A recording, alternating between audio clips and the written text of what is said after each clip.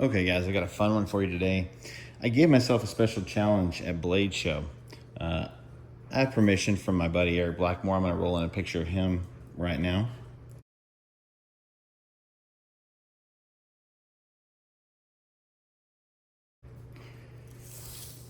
So Eric's been teaching me a few things about darkening the steel and helping me out with a couple of things. And so I wanted to show him some appreciation. So he got this knife. He got a knife at Blade Show, and I will roll in the pictures of that.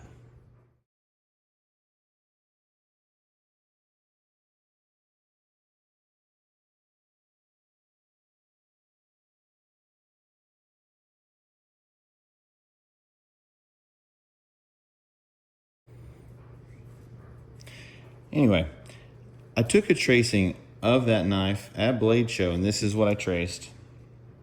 And I decided to take the challenge and see whether or not I can make a sheath without the knife. So here is the sheath. Now I've already talked to Eric, gotten his permission to use his name and tell the story. And once I send this to him, he's going to make a video and show us how it fits, and we'll post that. But for the moment, here's another tracing of the tracing, and check out how that fits in there.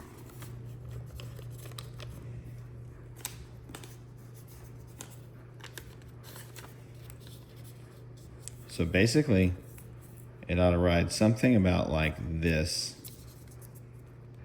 right here. It's about how it ought to ride in there. And so you can see the idea is that he says he's going to use it for work, so he wants to make sure that when he's getting in and out of vehicles that it doesn't fall out. So I've got it where it's going to be a real deep carry, and he's going to have to actually wet the whole thing. And see how wide this is?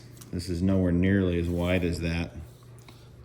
And so what I'm going to have to do is have him wet it and make this pliable and then make this stretch. So there's a little bit of work left to do, but that'll be on his end. But also check this out. Look how I've got that to where that'll go 90 degrees whenever he's getting in and out of vehicles, and how that clears that right there. I wanted it to be nice and thin so that he can move it around on his belt wherever he needs to. I gave him two buckles. I gave him two snaps in line, so that in case one comes undone. This third one retains it onto the D-ring. So here's the challenge, and we'll be waiting to see how it turns out. Here's that next to the sketch.